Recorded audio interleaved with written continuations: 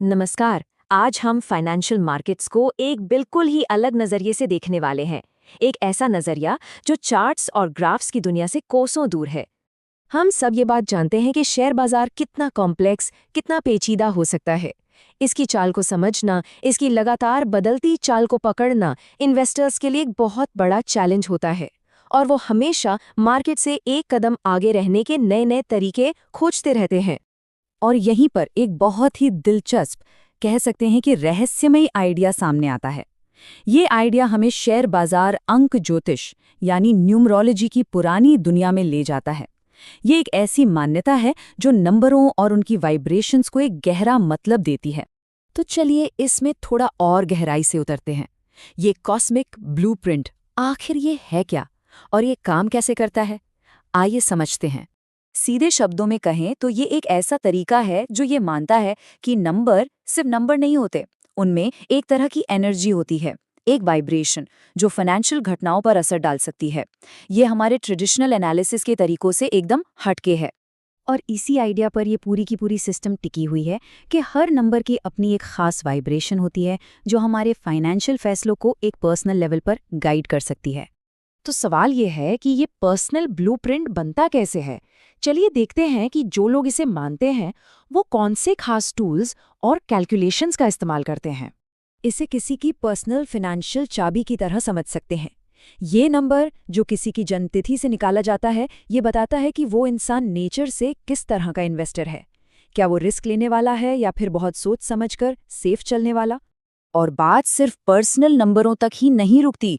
इस सिस्टम में हर स्टॉक या कंपनी की भी अपनी एक नंबर वाली पहचान होती है। यहाँ आइडिया ये है कि ऐसे स्टॉक्स ढूंढे जाएं जिनकी एनर्जी किसी की अपनी एनर्जी से मेल खाती हो। अब ये सुनने में शायद थोड़ा मुश्किल लगे, लेकिन असल में है नहीं। जरा इस उदाहरण को देखिए।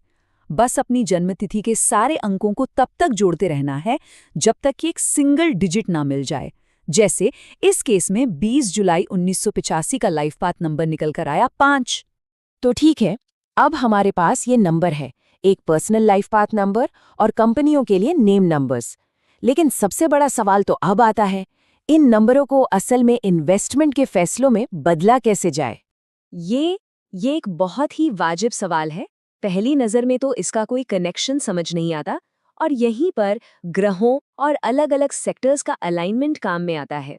न्यूमरोलॉजी में हर नंबर पर एक ग्रह का शासन माना जाता है और हर ग्रह कुछ खास इंडस्ट्री से जुड़ा होता है। जैसे नंबर 5 को देखिए, जो बुध ग्रह से जुड़ा है। ये टेलीकॉम और क्रिप्टो जैसे तेज रफ्तार वाले सेक्टर से मेल खाता है।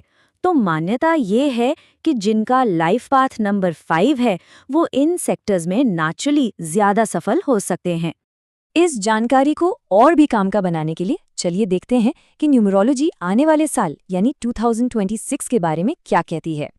जब हम 2026 के अंकों को जोड़ते हैं 2, 0, 2 और 6, तो हमें मिलता है 1। इसे कहते हैं यूनिवर्सल ईयर नंबर।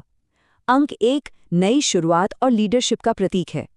तो न्यूमरोलॉजी के हिसाब से 2026 मार्केट में नए साइकिल्स और बड़े साहसिक कदमों का साल हो सकता है।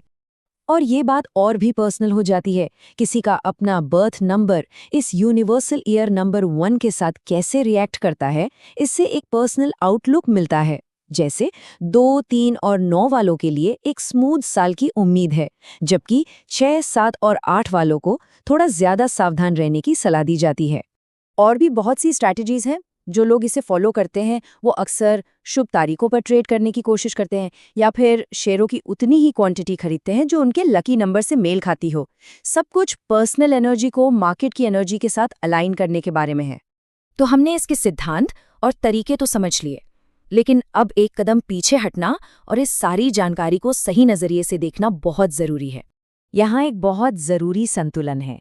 एक तरफ न्यूमरोलॉजी एक अस्थिर बाजार में एक ढांचा और आत्मविश्वास दे सकती है जो साइकोलॉजिकली बहुत पावरफुल हो सकता है, लेकिन दूसरी तरफ ये समझना भी जरूरी है कि इसका कोई साइंटिफिक आधार नहीं है और इसे डेटा ड्रिवन एनालिसिस का विकल्प तो बिल्कुल नहीं मानना चाहिए।